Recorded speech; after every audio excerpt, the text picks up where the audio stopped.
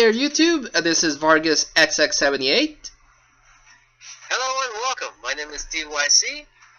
And we are here back again for another Super Vargas Brothers Audiocast. How you been doing, bro, since the last time we recorded one of these?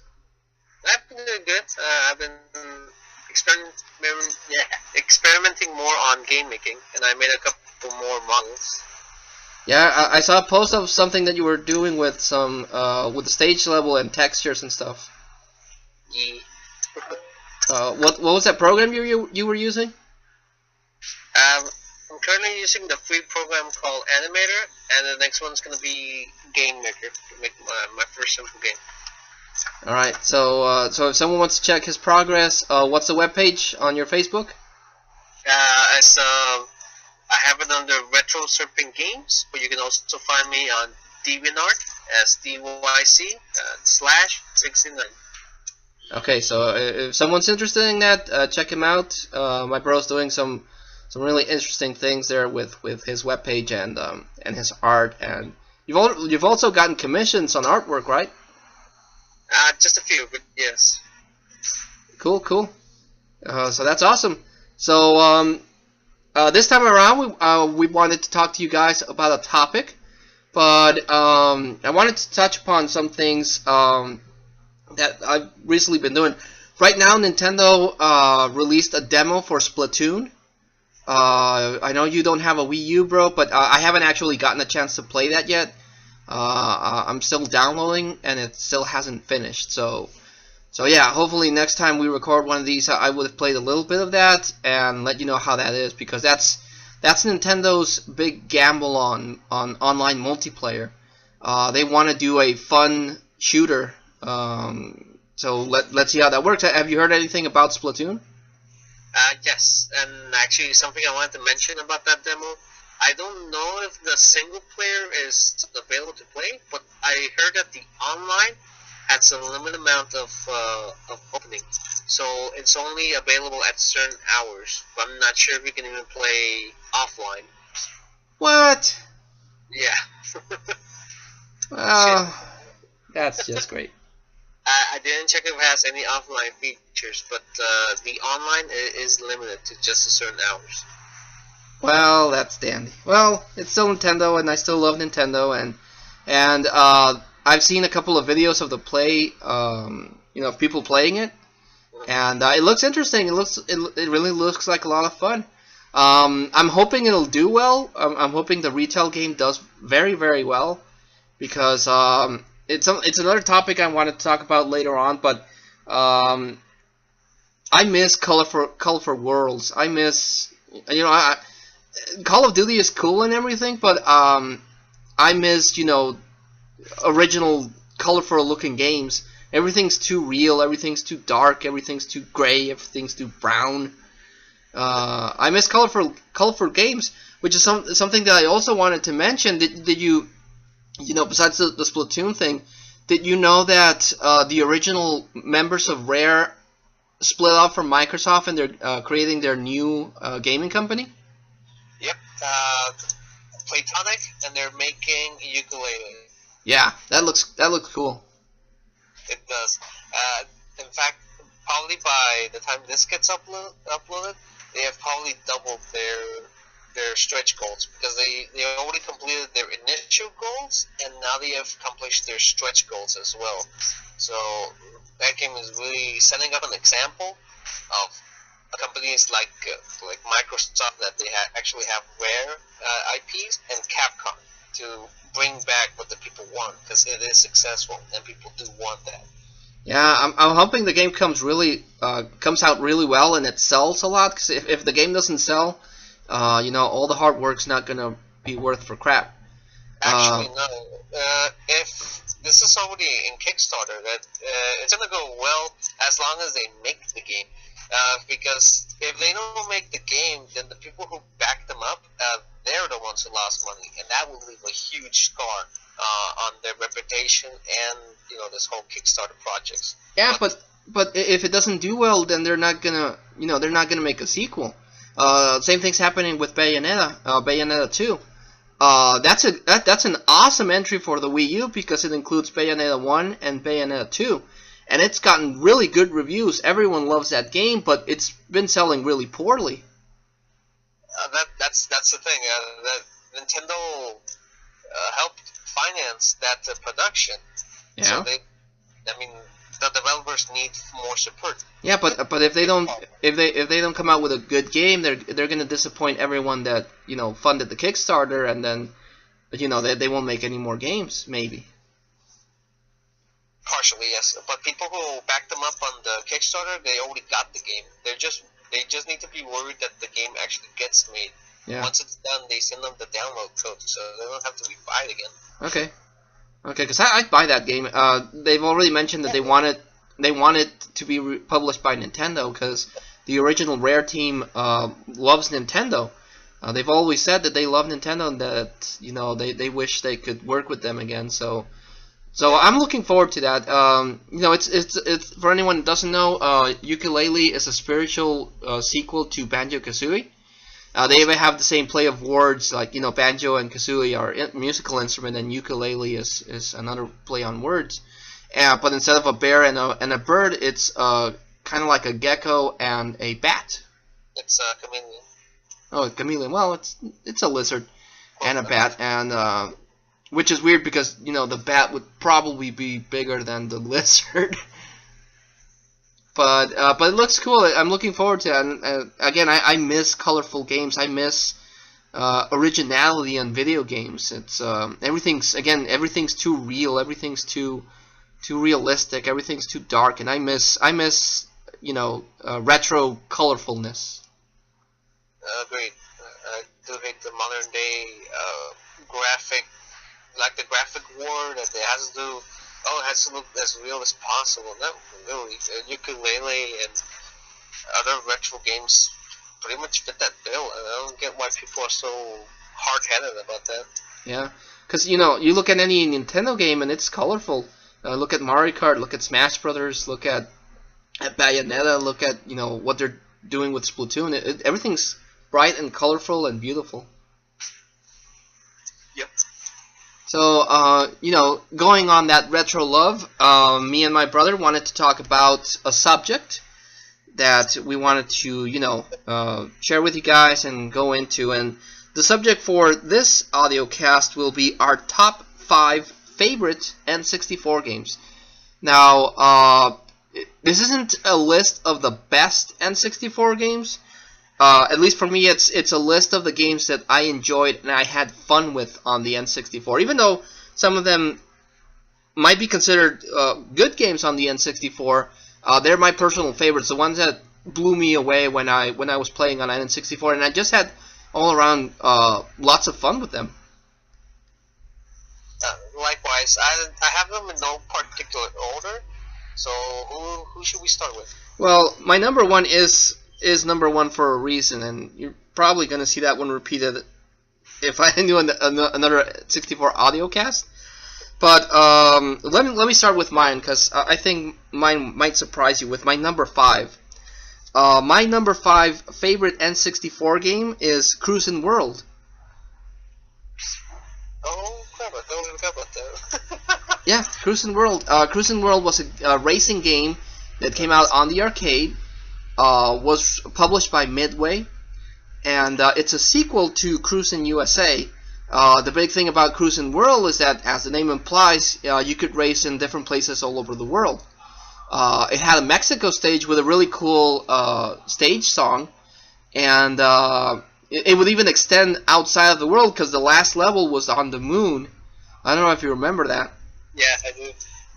And even though, as far as a racing game, the racing mechanics weren't realistic or anything. There was no car damage. You had turbo and you could, run really fast. But all in all, that was a really fun game. I even remember our dad clocking in a bunch of hours on Cruisin' World.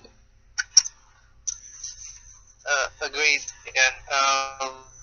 And back then, they were simple errors. There was no thing as car damage.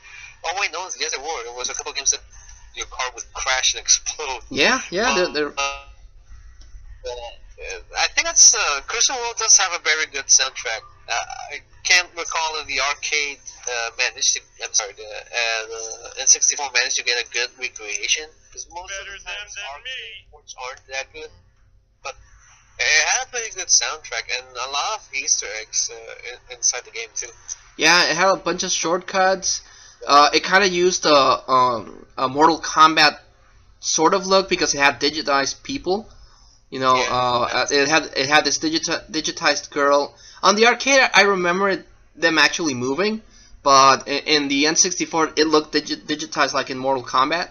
And I remember it had the start girl, and then when you finished the race, it had this little small crowd, but it still looked pretty cool. And I remember the stage being fun. They didn't have much fog pop up, which a lot of N64 games had. They had this fog pop up, which was a way to mask the loading of the screen. So I don't remember Cruis'n World having much of that. And it had a good selection of cars. Again, this is in the N64 days. You couldn't tune your cars. You could swap pieces here and there, but nothing very detailed. But all in all, I remember having lots and lots of fun with that. And again, I remember playing that, between all of our brothers and my dad. And I had cherished those moments that, we got gaming with my dad. And again, just all in all, really, really fun game, I think. Great. I can't recall much about Crucial World, but I do remember it was a game that we played a lot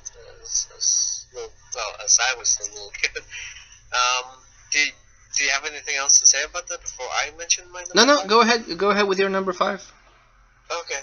So on my number 5, I placed Conker's Bad Fur Day, as it was actually about one of the first times I, aside from my brothers, heard swearing in a video game. Oh, so yeah. It had an impact on me. Oh yeah, and it had a bunch of memorable scenes. The one that gets talked about the most is the Great Mighty Pooh, Yeah. because that was a really, that in itself, it was an interesting boss battle because the whole thing was sung in like opera, but with Pooh subjects.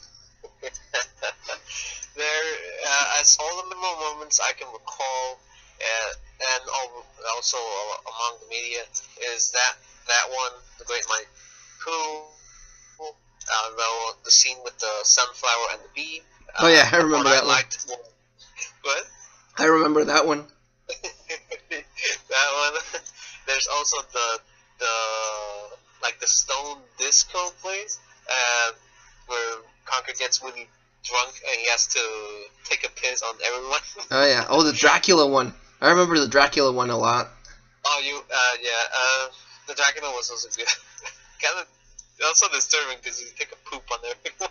Oh yeah, but I remember that one a lot because that level was kind of the mood in that level was really cool. And then Conker, gets turned into a vampire, and then you have to feed Dracula villagers. That's kind of messed up. Yeah, I think the part there's so many memorable moments actually, because even the part before reaching Dracula, you have to use a shotgun to kill zombies. Yeah. And you can shoot off their legs, their arms, and split half of their heads, or blow their heads apart. Yeah, that was a good level, and then it had, of course, the war level, and the one that I think I enjoyed the most was the Matrix level. Yeah, the last one, the heist. I also enjoyed the caveman level, where you could ride a green dinosaur that looked like Yoshi. Oh yeah. And you could fight gladiators. That was also very, very fun for me. Yeah, I would put that one on a different list. But it was a fun game, but I don't think I clocked that. I mean, I beat the level, and then I beat the game, and then we played a couple of multiplayer sessions, but I don't think I clocked in as many hours as you maybe. I remember being a great game. That's a great game on the N64, and another masterpiece by Rare. But Yeah. I didn't put it on my list because I didn't clock in as much time as some other games we're going to talk about. I did. Yeah, I know you mainly did, yeah. because I played a lot of local multiplayer with my brother. I was the sniper back then. Things have changed. I don't like the sniper that much now, but mostly because of the recoil. But I played Conquered Bad Fur Day a lot back in the day. I don't own an Xbox, so I don't know. But did you get a chance to play the Reloaded remastering that they did on Xbox? Nah, I've been meaning to do that, but I will have to download the digital copy on my Xbox 360, and prices there aren't really that cheap. Yeah, because I know the physical disc is kind of hard to come by. Yeah. Okay, anything else to add on Conkers? Nah, just as mentioned, there's a lot to talk about the game, a lot of memorable moments, but just the ones that I mentioned, I'm pretty happy with. So I'm okay. That's my number 5. Okay, so I'll go with my number 4, and this is a game. If I'm honest, I enjoyed the one that came out on the GameCube more because graphically it's better. But I remember being blown away when I played it on the N64, and it's still a game that I enjoy playing. Again, I play the GameCube version a lot more than the N64, but Star Wars Rogue Squadron on the N64 was amazing to me, and it still gets a lot of playtime because I really liked what Factor 5 did with the Star Wars franchise. That you can use an X-wing, a Y-wing, an A-wing, and dropped everything here. And recreate the moments from Star Wars. You could do the Death Star run. You can do the Hoth battle, and they also had special moments for the game where you wouldn't use Luke Skywalker. You would use Wedge Antilles, and you would do specific missions. It was a hard game on the higher difficulties. It could be very brutal, but I remember playing the Death Star scene a lot. I really liked that one, and the Hoth scene. Also, they already did something like that in Shadows of the Empire, but what they did with Rogue Squadron was 10 times better. And you can unlock all sorts of ships like the Millennium Falcon.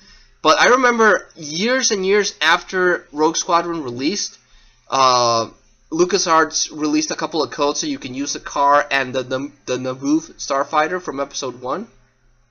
That's actually one of the best ships in the game, the Naboo starfighter.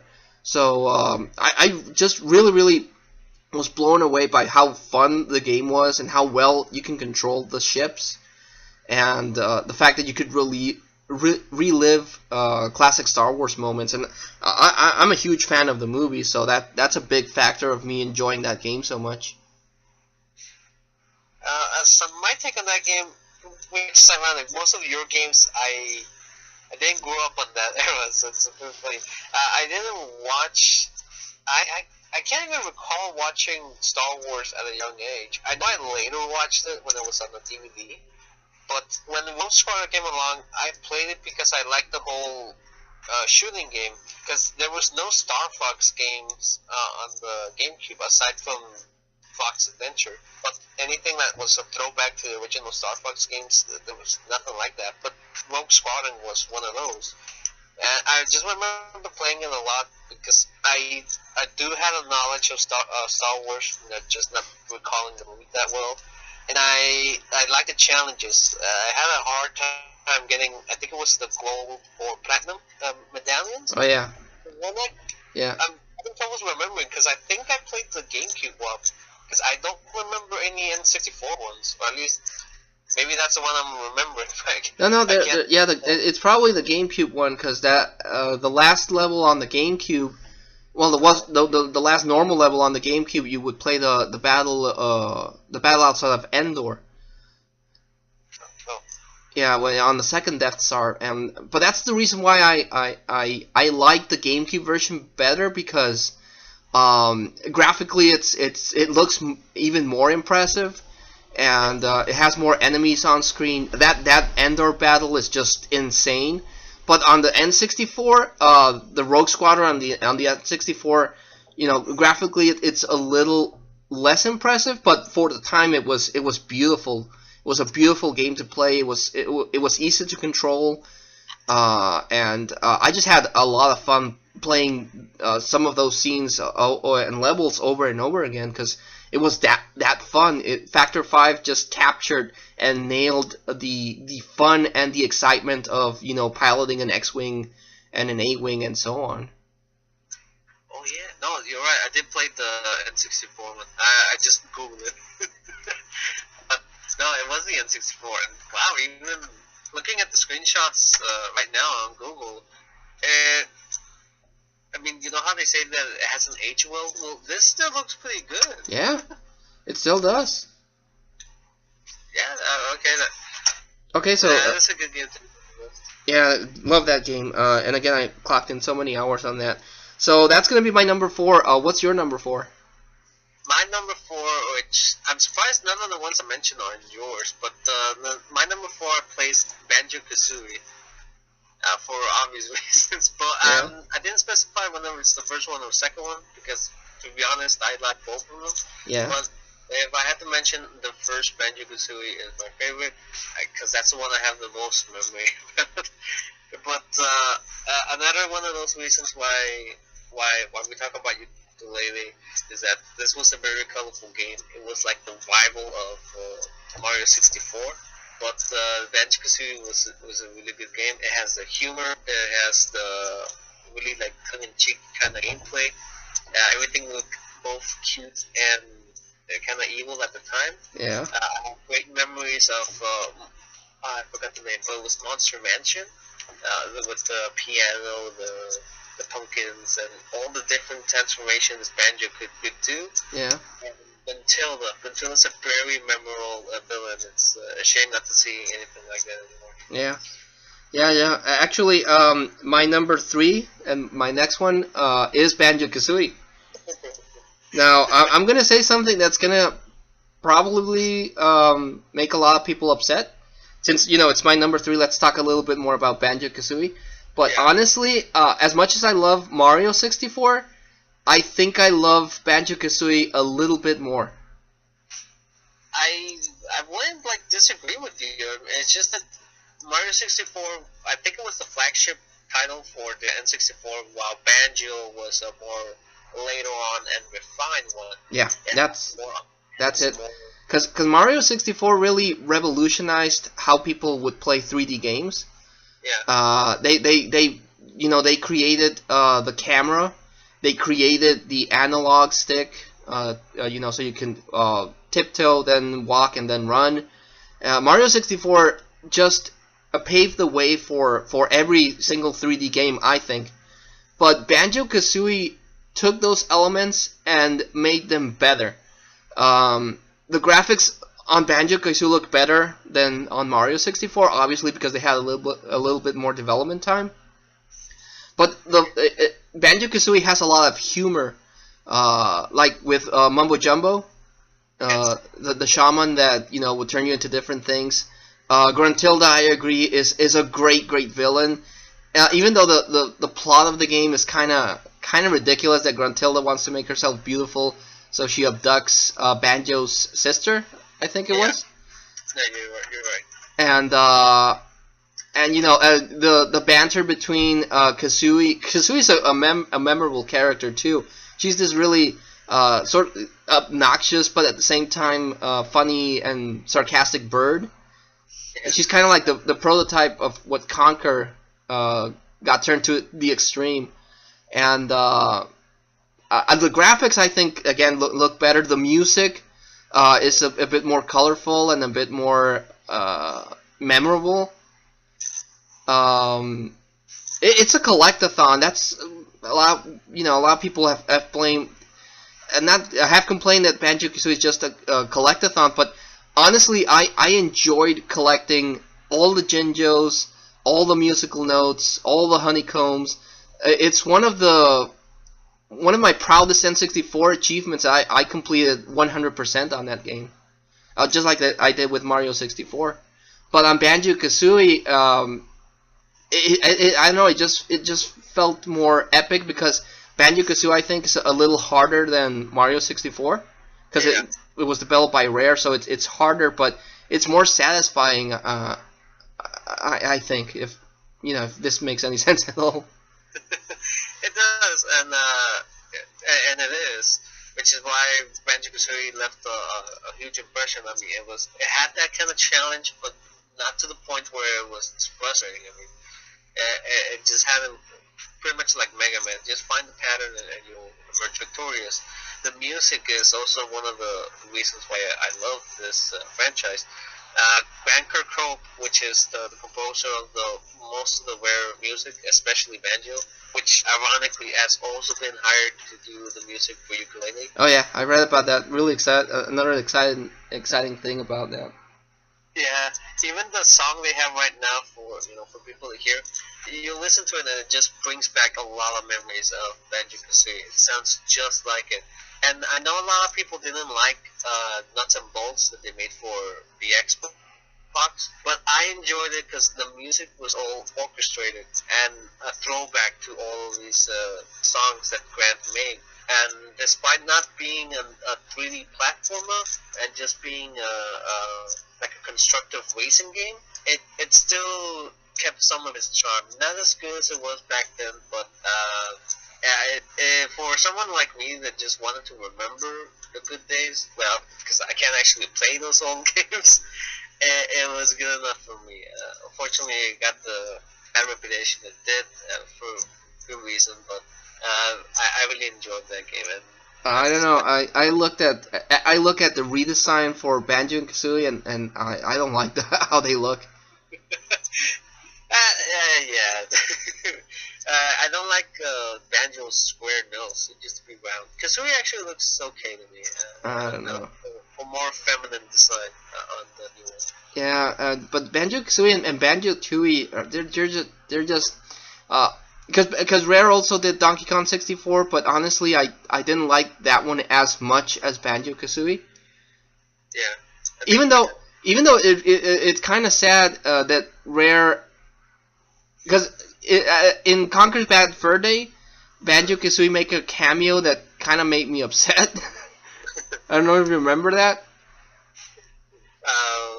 Where? Like on the menu screen, you can switch through the options, and you would open a door and you would see the head of Kazooie, and then Banjo as a throw rug. Oh yeah. So they killed Banjo-Kazooie, and that kind of got me upset because I really love Banjo-Kazooie, and I was like, oh, Rare, how could you? It's just a joke. Yeah, but everyone was making fun of Rare because Conker was going to be in a game kind of like Banjo-Kazooie, only more sugar coated, and Rare was like, psh, okay, you're criticizing us, we're going to go hardcore, and it's because that they went hardcore that the whole industry kind of went hardcore with it, and now we have all these realistic bloody freaking games. So yeah. Yeah, partially. But at least Conker's Bad Fur Day was a way to do it. Still keep it colorful and cheeky with its humor. Yeah. But, poking fun of all the real life stuff. Sadly, when they did the remake, they went full on that. Yeah. That's why we don't talk about those dark days. No. and I want to get... I have Banjo and Kazooie and Banjo-Tooie, but then they kind of make They kind of made an alternate sequel on the Game Boy Advance called Banjo-Kazooie Gruntilda's Revenge, which is not, Banjo-Tooie is a sequel, and then they made an alternate sequel with that Game Boy game, but I haven't been able to find it at all. I've never seen it on the wild. I only played it because of an emulator, but it plays just like Banjo-Kazooie, but if it was on a top-down camera. Okay, yeah. The final boss isn't... I actually... From all the Banjo-Kazooie, the first one was a really good final boss. The second one, it's also good because it uses all the abilities you learn, but I didn't find it as memorable. And the one in Gruntilda's Revenge, it's a little bit... I guess it was dumbed down because it wasn't affordable and they couldn't make it as difficult. But the entire game was really good. Much like the Xbox One, it's a nice throwback. You can get to play with your favorite characters again. And you know, for the best. That's the best they could do on the Game Boy Advance. So Yeah, because there's another one. There's another one called Banjo Pilot, which is kind of like Diddy's Kong Racing, but with banjo. yeah, That one also looked interesting, but again, I've never seen it. I haven't played that one. I need to fix that. Yeah. Okay, so Banjo-Kazooie was your number 4 and my number 3. So what's your number 3, bro? My number 3. Well, I can't wait to see what you say about this one. But it's Jet Force Gemini. Oh yeah. And actually, who did what? I can't remember who made Jet Force Gemini. It was rare. It was rare. Dang it! All my games are rare. Yeah. I guess for good reason. I can't recall any Capcom games in the N64. No, so, they only had like 3. oh, that's fine. So most of my childhood was all about Rare, which is kind of it's a shame to see what happened to them that they got bought up by Microsoft. But the Jet Force Gemini was probably one of my first actually like shooter games that I recall in the 3D world, Okay. and I cannot remember if the main character spoke, but you had like a partner, a robot partner that did speak. Well, you played as a boy, a girl, and a robot dog. Yeah. Yeah, and the robot dog was really cool too. It's a game kind of like Sin and Punishment, where it's not really a rail shooter, because it's kind of like a platform shooter, where you could go through the levels, but when you can shoot and you can strafe left to right, and then that's how you would fight the bugs. I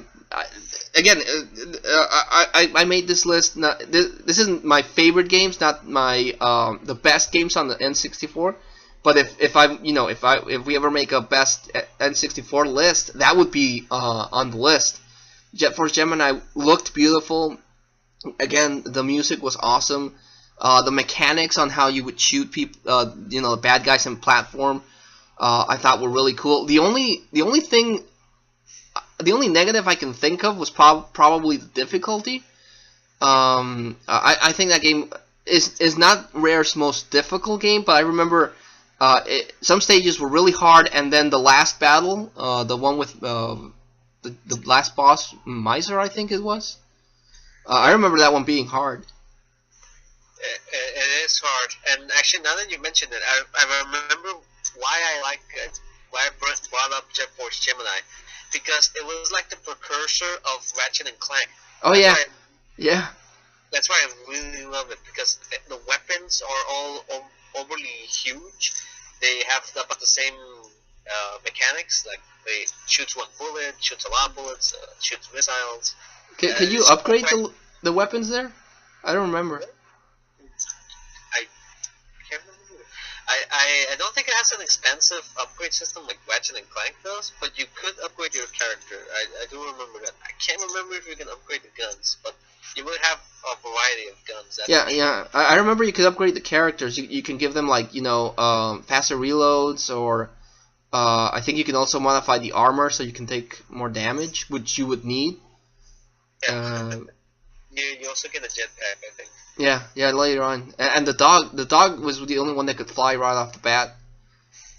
He could do I remember he was funny because he could do a barrel roll. And it's also, I think that's also the first time they had a canine animal as a playable character. I can't remember any other games where you place a dog. Other than Akami. I don't remember. Right now I don't remember, but there probably was, but I don't remember. No good games then. But yeah, Jet Force Gemini just holds a good place in my heart because I remember playing it a lot. Sadly, I can't remember if I actually beat it myself, but that's also one of the games I played a lot. If it even had local multiplayer, but it just holds a strong memory. All of it because it had blood, it had cheat codes. Oh yeah. A variety of weapons, which I think is a precursor of Ratchet and Clank. 3 different characters, which they had their own abilities and perks. The only downside is that when they got their full upgrades and the armor, it didn't look as good as they did without them. But, oh well. Yeah, and even the gameplay is the way that you strafe, from left to right is very similar to Ratchet and Clank. Yeah. Maybe the guy said that Insomniac, got inspired by Jet Force Gemini, and since a lot of people, well, now a lot of people know about it, but back in the day, not that many people knew about it. Maybe they were like, "Oh, this looks great. No one will find out." Yeah, it is a hidden gem. That's why I put it on my list. Yeah, I remember I bought that game just because it was on the cover of Club Nintendo, the Mexican magazine. Yeah. And they talked about the mechanics, and they said that Rare was developing, and I was like, sold.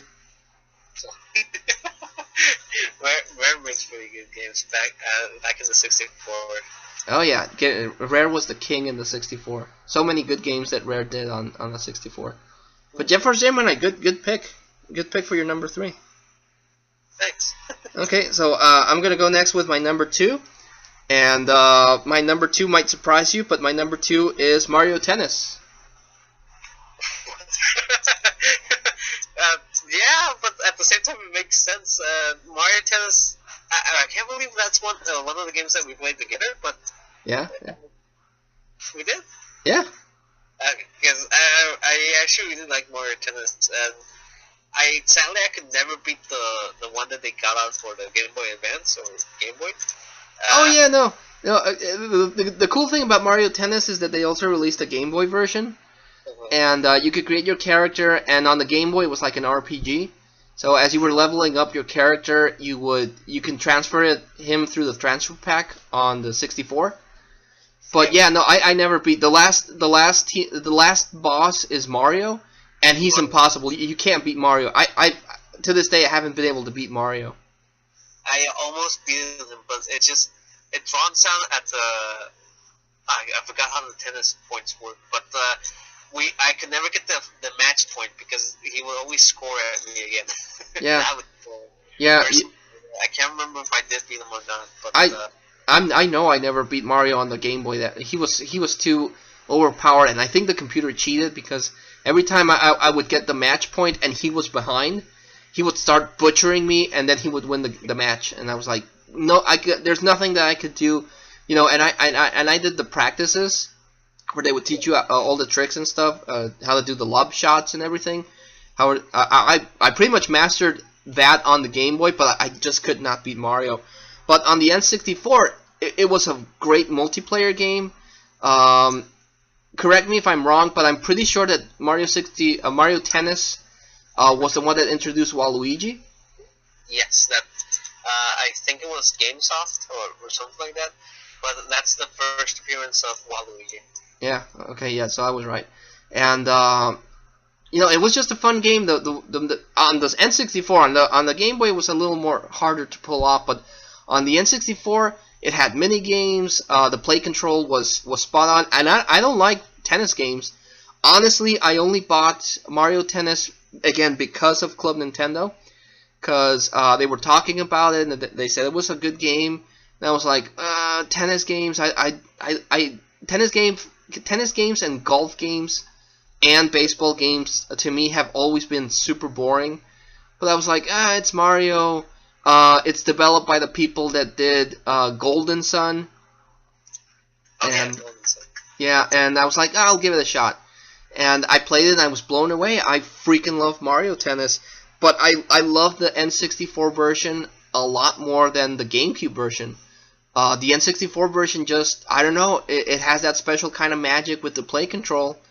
And I just love that version a lot more. And I remember playing a lot of that with my character. And on the N64 I could actually beat Mario. And I remember beating the tournaments, because if you beat the tournaments on the N64 version and use the transfer pack, your character would learn XP and get a little better. But that still didn't help me to beat Mario on the Game Boy. But but it was I don't know. There's just something about that game that I still pop it on the N64 and I'll still play it and I'll still have a blast. Likewise, and it's funny that you mentioned that Nintendo helped you buy some of these games, because out of those three you mentioned, tennis, golf, and baseball, the one on baseball I really didn't like. I only played like the first 20 minutes and I dropped it because I just didn't like it. But the one, Which one? Well, I was talking about games in general. But yeah, actually, you're right. I forgot that Nintendo made a Mario golf game, a Mario tennis game, and a Mario baseball game. Yeah, but I didn't like the baseball. And they made a soccer one, but the soccer one was fun. The golf one, I always liked golf because our father would take us to mini golf, and I really liked that.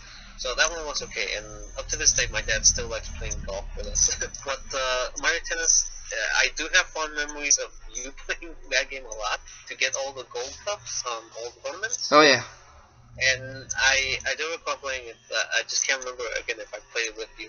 And that's the first time they, aside from introducing Waluigi, which is ironic because both Waluigi and Wario were not created by Shigeru Miyamoto. No. They were by these other companies, which they ended up becoming a staple in the series. Yep. And they also brought back Birdo, and they put him together with Yoshi. Which back then, when I was young, I was like, oh, Yoshi finally got a girlfriend. Then they kind of ruined it, and they just left it kind of weird. Yeah, it's the same thing with the same thing with Poison from the Final Fight series. Because they kind of easily avoided that.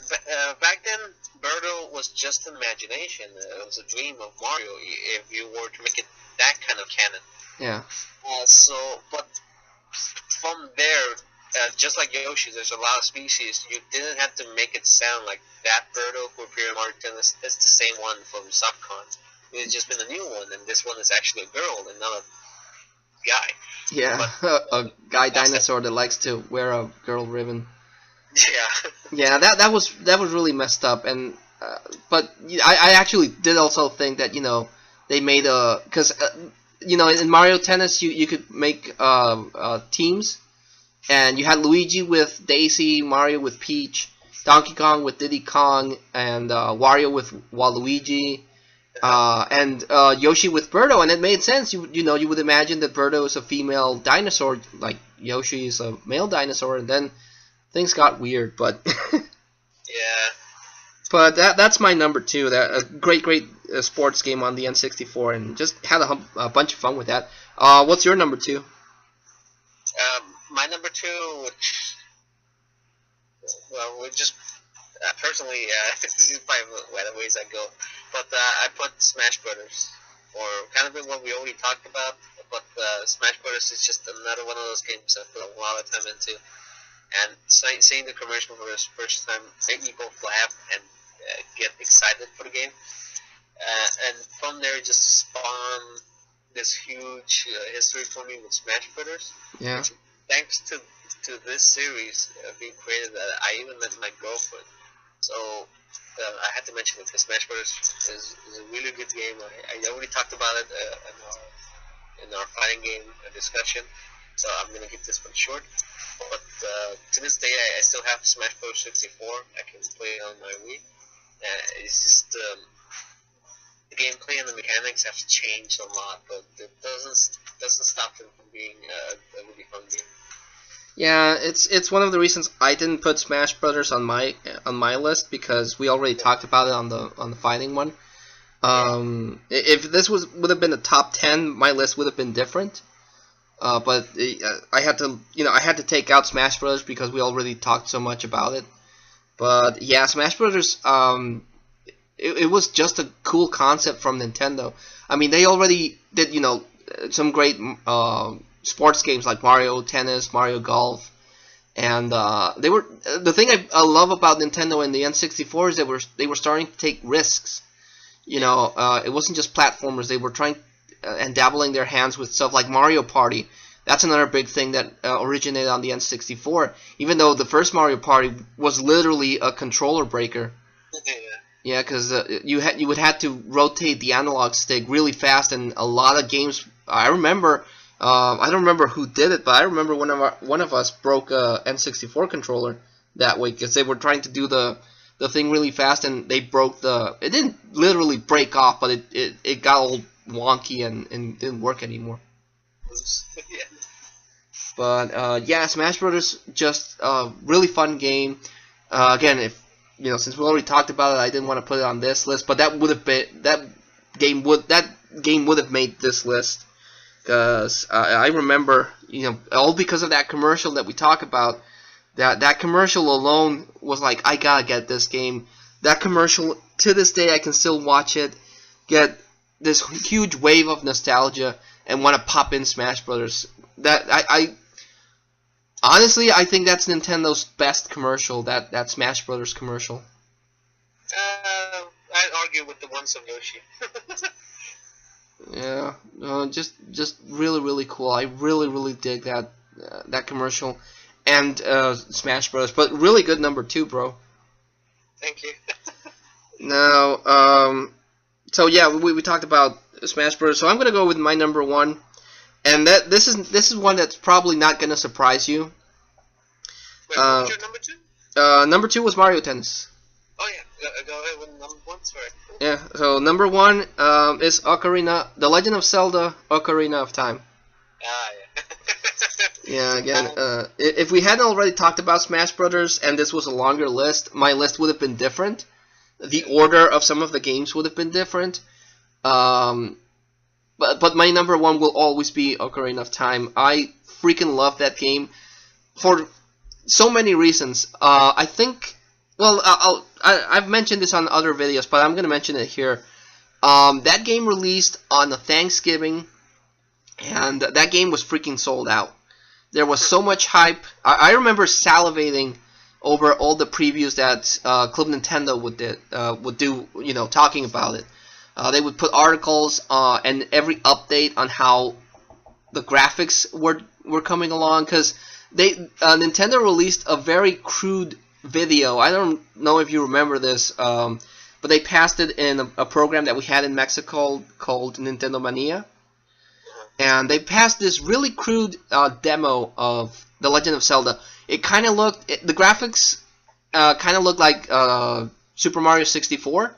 So Link was all blocky, and he would fight Metal Stalfos. And it looked cool, but the end product on Ocarina of Time blew that away. It's just a gorgeous looking game, and I remember reading through the magazine and being like, oh, I gotta play this game, it looks so awesome. And then in that Thanksgiving when the game released, it was sold out, because I was really hunting down for that gold collector's edition. It had a gold card, and then the box was gold, and it was kind of like embossed. But I remember going to a couple of Toys R Us and Target, and they didn't have them. You could pre-order the game, but you wouldn't get it until January. So I remember the month of December, January, and up until February, I would skip any page of Club Nintendo that would talk about The Legend of Zelda. I don't know if you remember, one of our neighbors had the game, and he let us borrow it, but I didn't even want to play it or look at it, because I didn't want anything to spoil my experience with The Legend of Zelda. And when I finally bought the game, I marathoned through that game. It's the only game that I've ever marathoned and I beat in a weekend. I didn't sleep that much. I avoided eating or going to the bathroom or drinking water so I wouldn't have to go to the bathroom. I marathoned through that game. A lot of people complain about the water level after you become a grown-up, but I was so much in the zone because I wanted to play that game and I wanted to enjoy it so much that I didn't find any part of that game difficult. I was in the zone with that game, and to this day, I can honestly say that Ocarina of Time, for me, is the greatest game of all time. That game just blew everything that I expected Ocarina of Time to be. It changed, it changed how people make adventure games. Even though a lot of people complain that Nintendo basically has been selling Ocarina of Time in with different skin colors and different consoles, but I can understand that. But to this day, Ocarina of Time is still my favorite entry in the series, After that, Majora's Mask and Twilight Princess are tied for my number 2 favorite entries. But there's just something about Ocarina of Time that just feels magical. It really does. It's a beautiful game. The story is epic, and it's a game changer, definitely. At least I think. No, it's true, and probably among many other people just like you, Legend of Zelda is about one of their number 1 games in their list. Ironically, for me, concerning Smash Brothers, I mentioned earlier, I did make like an honorable mentions, and Zelda is one of those. Reason being is that for me, Legend of Zelda is a really good game, and Ocarina of Time specifically is the only one I've probably beaten multiple times. I've beaten the N64 one, I beat the one on the Masterpiece, and I beat the Master Quest that was on that disc. Mm-hmm. Then I played the remake on the 3DS. Yeah. Beat that one.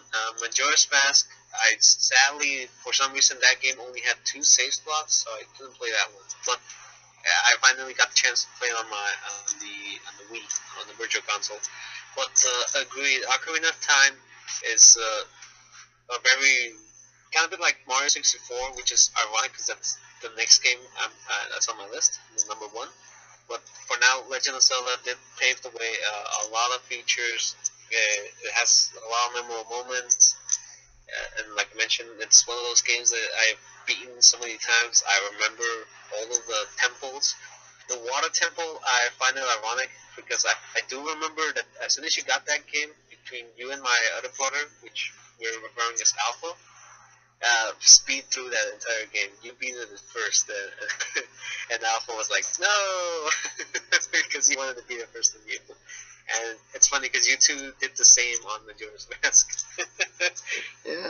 Yeah. I remember he tried to beat me, but no, I marathoned through that game, and it's I don't know. You can think it's kind of sad that someone would sit down for a weekend and beat a game. But even though I kind of sped through that game, every second of that game is burned into my memory. The Deco Tree, because this game introduced Ganondorf, which is, and this game is originally was the first part of the timeline, and this game then created the split timeline, but we didn't know that at the time. That happened later, but Impa was introduced in this game, and she's still a character in the series. The Gorons, they fleshed out the Soras. Yeah. Just so many cool things, and each character that you would talk to had their own kind of story, which was a big element in Majora's Mask. And they even had I don't know if you remember the Mario and the Luigi sort of cameos in Lon Lon Ranch. There's a lot of cameos. Yeah, but specifically there were 2 characters in Lon Lon Ranch that were designed after Mario and Luigi. Only the Luigi character was kind of evil and kind of a dick. Yeah, I think it's in Ocarina of Time, her name was Malon. Malon's at least father was based on Mario, and that guy's brother was obviously inspired by Luigi. Yeah. Who in the future capture opponent. Yeah. Through a father. Yeah, but I remember also I hunted down the Golden Skulltulas, and I squeezed every little bit of that.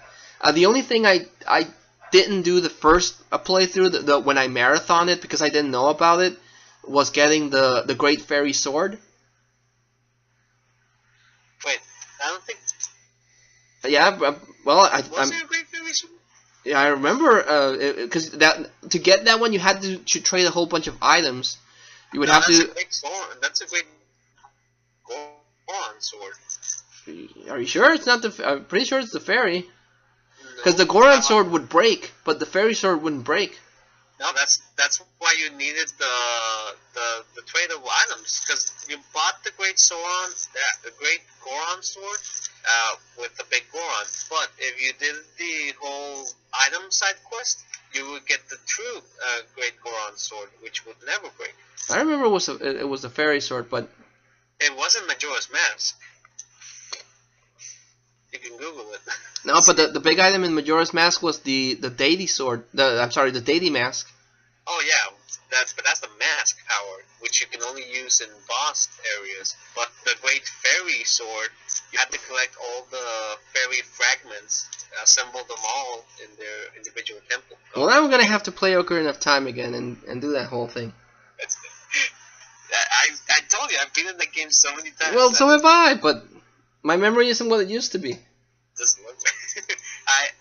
I won't argue that maybe there is a Great Fairy Sword on Ocarina of Time, but that's not the item you get with the item trades. Well, I remember that I didn't do that the first playthrough. I did that after. I don't remember if someone told you or if we read it in Club Nintendo, or if we watched it in Nintendo Mania. But I remember, not me, but one of you guys discovered how to do the trade, and that's when I did it.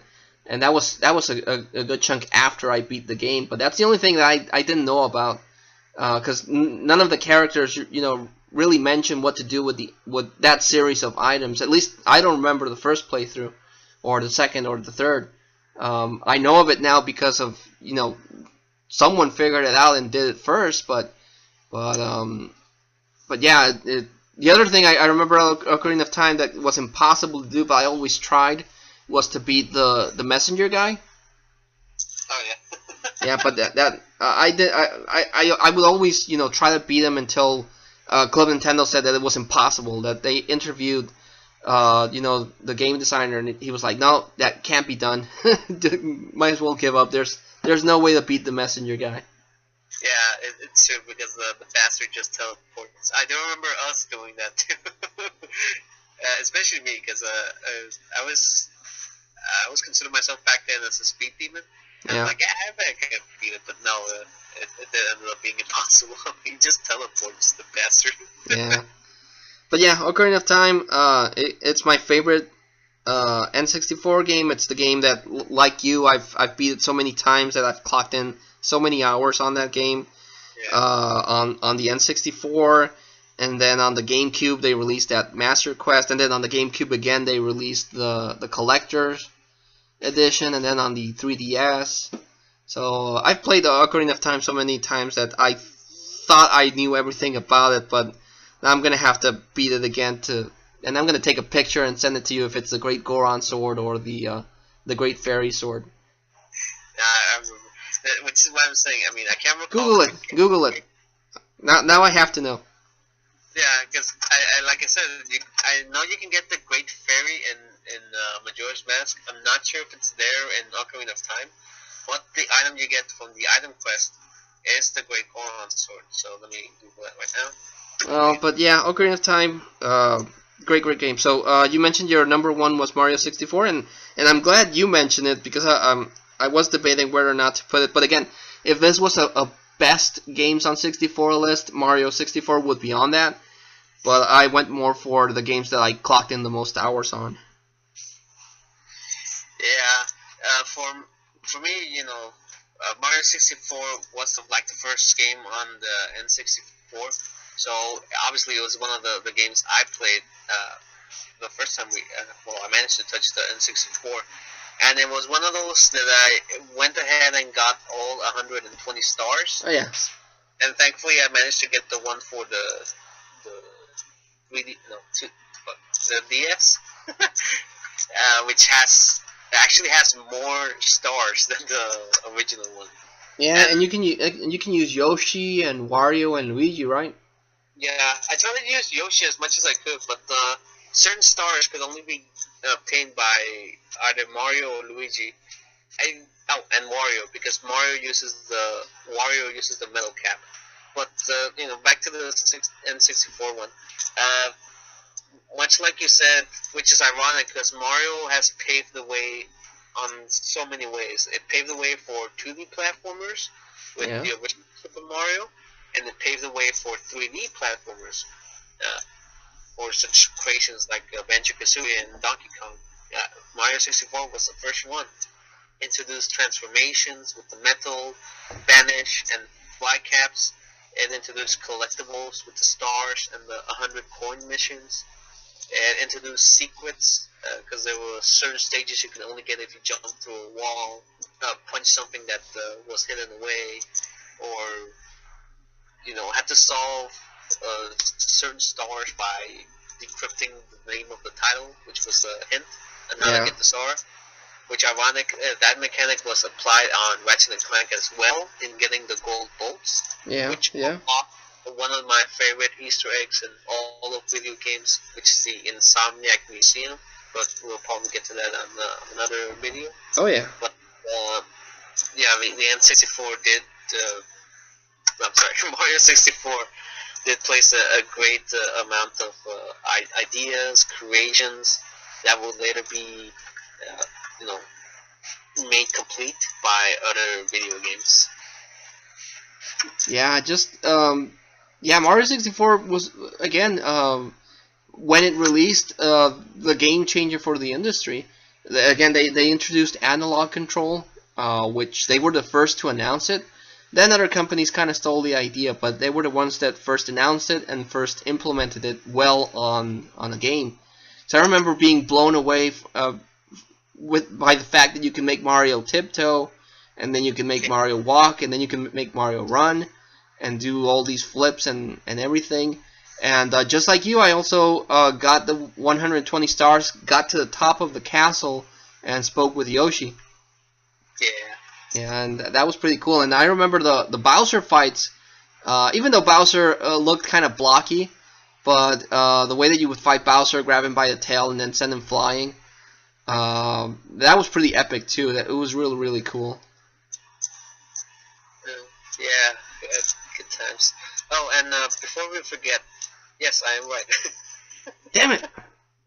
I actually got the name wrong. It's called the Bigoron sword, the one that you get with the item trades. But there's actually no Great Fairy sword in Ocarina of Time. Damn it!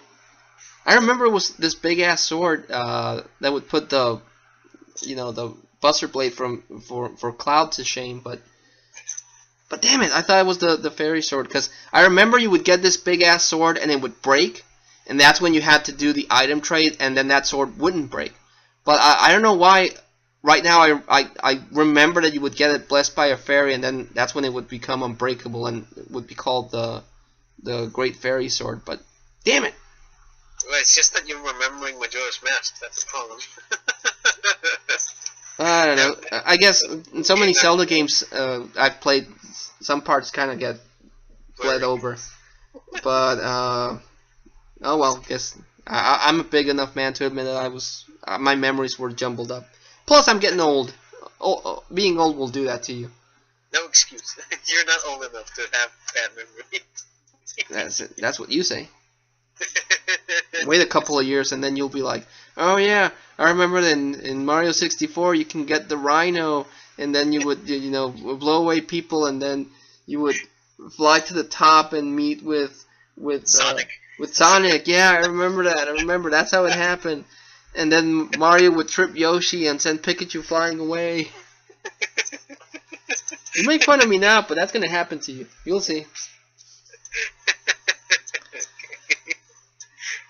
Yeah, that's the only thing that I kind of missed from Mario 64 was Yoshi. I mean, you could talk to him, but you couldn't really use Yoshi for anything until later entries. Because, in Super Mario World, Yoshi was a big part of the gameplay. And I kind of wanted at least one level where you could use Yoshi for something. I think at one point they did have that in mind, but, console limitations push certain ideas away. Yeah. Like in fact, speaking of Yoshi, Yoshi was supposed to be introduced on the first Mario game, but they couldn't get him to work. Yeah. So they put him back in until Super Mario World. And on 64, they did wanted Yoshi to be in there, but once again, he couldn't do it, and they ended up adding him on the DS remake as his own character. Yeah, but Mario 64, again, if I hadn't played Banjo-Kazooie, which, again, is going to probably get me a lot of hate by fellow Nintendo fans, it is the better one because it had more development time. and it got inspired by Mario 64 and thus improved everything that they could. But Mario 64 is still a fun game. Graphically, I'll admit, as much as I love Mario 64, graphically it does look a little blocky. But again, it was the first of its kind, so that's understandable. And the gameplay is still there. It's still a fun game to pick up and play. I don't own the DS version, actually. I do have to get Mario 64 DS. But I haven't been able to track down a copy. So, blast you for owning it and not, owning it before I do. I have an anti-move. Another thing about, one last thing I want to say about the Mario 64, aside from, I never really like to judge any game because of its graphical capabilities, because they work with what they had back then. Oh yeah, I agree. But one thing I will throw a shoe at is its camera controls. Honestly, I thought to this day I think the camera controls are awesome. On certain stages, but when they remove the ability for you to even move the camera, that's when we have a problem. I don't remember having I don't remember having a problem with that. I honestly think one of the many things Mario 64 has going for it is the camera. I mean, compared to other 64 games like Castlevania 64, the camera for the most part in Castlevania 64 is the only thing wrong with that game. A lot of people hate Castlevania 64 for other reasons, but honestly, the only gripe I have with that is the camera. But on Mario 64, I think it's perfect. I never had an issue with the camera, I think. Not that I can remember. Well, me neither, but I mean, as much as to make a huge impact about it, no. But enough for me to nitpick it, yes. It's just because I'm a better gamer than you are.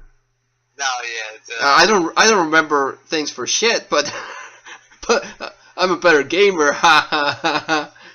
Sure. Hey, that's my story, and I'm sticking to it. Damn it. Guy who can't even beat me in Smash. What? I'm practicing. Yeah. Hey, I've always said that. Like I said in the last Audiocast, I'm not good at fighting games, but I still enjoy playing them.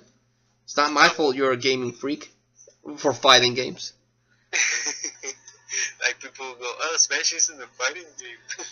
Well, no, it's not a party game. It's its own. Like we mentioned before, it's a party fighting game. It's it's a fun game, but yeah, it's not my fault that you have a natural talent for fighting games. Not really, but okay. I remember you picking up a fighting game and then you would get really good at it. I mean, I'm really good at platformers and adventure games, but yeah, you're really good at fighting games. It's you beat our other brothers, and Alpha is a beast in fighting games too, and you always beat him. Yeah. The only downside is as we grow older, we have less time, but that's probably why you also have issues. But anyways, we're going back to the fighting game topics. Yeah, it's because Smash Bros is a good game.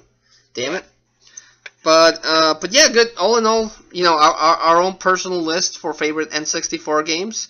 I'm pretty sure some of my picks surprised you, and most of your picks were rare games, so I knew some of them would make on the list. I was surprised by Jet Force Gemini. I honestly think we were going to talk about that one on a different list, but good choice. Definitely good choice. I honestly wish more people, get to find out and get to play Jet Force Gemini, and it's a shame that, we'll never ever get a sequel to that. Maybe a spiritual successor if, Playtronic does well, and, a lot of people ask them to make a spiritual sequel to Jet Force Gemini. True, and in the hopes that one day maybe I can, if I ever learn how to make N64 quality-like video games, I'll probably give it a shot at that one. But before we go, I just want to say the honorable mentions that I have. Oh, yeah. Let's try not to go another 1 hour talking to these, but... Too late. We're already 1 hour, 10 minutes. I know, that's what I'm saying, another hour. Oh, okay. So, Again, in no particular order, I have Mario Kart, Legend of Zelda, which I mentioned, Mace, which is one of the first like sidestepping fighting games I played, among the lines of like Soul Calibur. I have Biofreaks as well, because that's a physical game copy I have. I think I also have the box. Yoshi Story, because obviously I'm a huge Yoshi fan, but I had to put that in there. And one of the games I was going to put on the list, but I didn't because Jet Force Gemini was better for me, is Kirby, the 64, and Shattered Crystal, or something like that. Yeah, that was pretty good. Again, I didn't want to make this a 10, but the ones that I was considering for my honorable mentions was GoldenEye.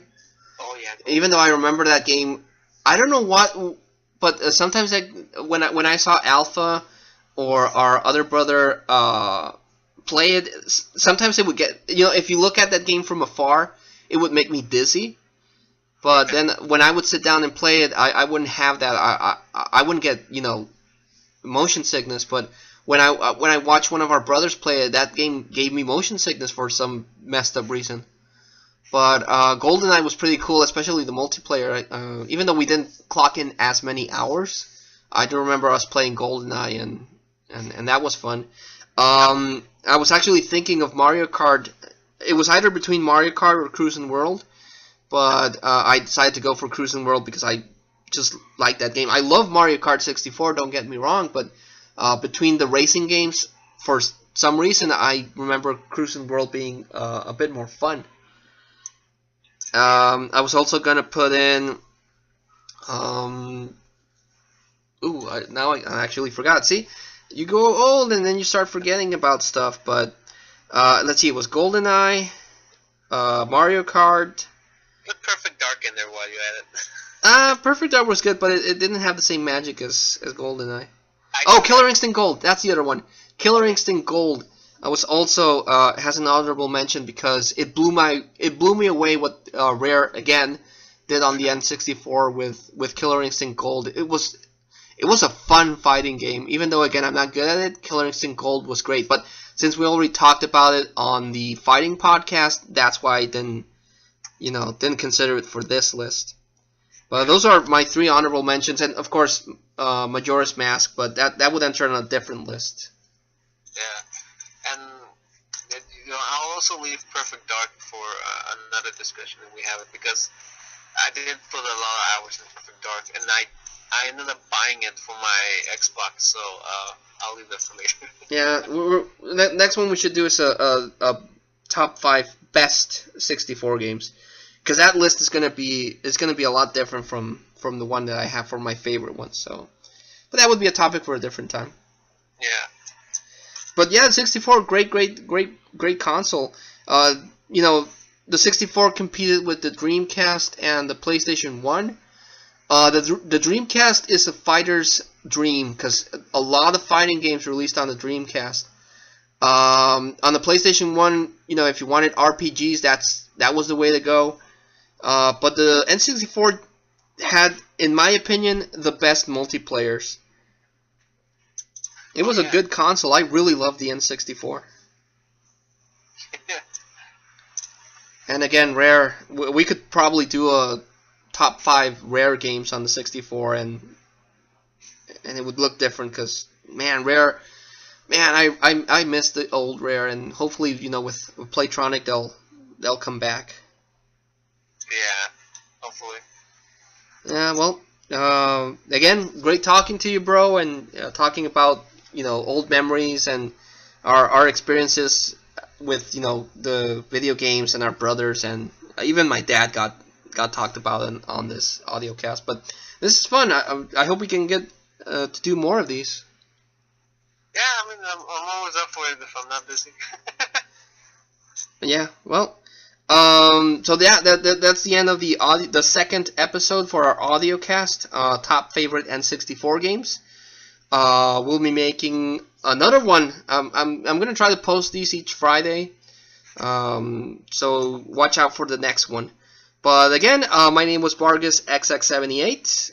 That's my YouTube handle. You can check updates. I also post the videos on the Facebook page, Vargas Vault.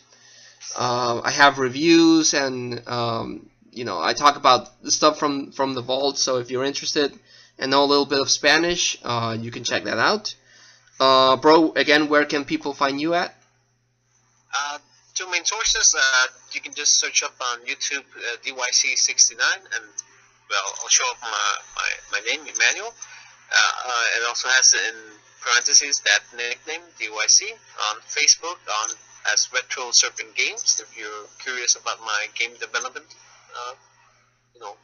images, which I hope I can make a YouTube page later on and start with devlogs there. And lastly, for any uploads regarding my artistics uploads, you can go to Divine Art as DYC-69. Alright. So that's the end of the Super Vargas Bros audiocast. Thank you everyone that listened to us. Like always, leave a comment, find us through social media, and we'll keep in touch with everyone on the next audiocast. This is Vargas XX78 signing out. And until next time, take care everyone. Have fun playing. Bye guys.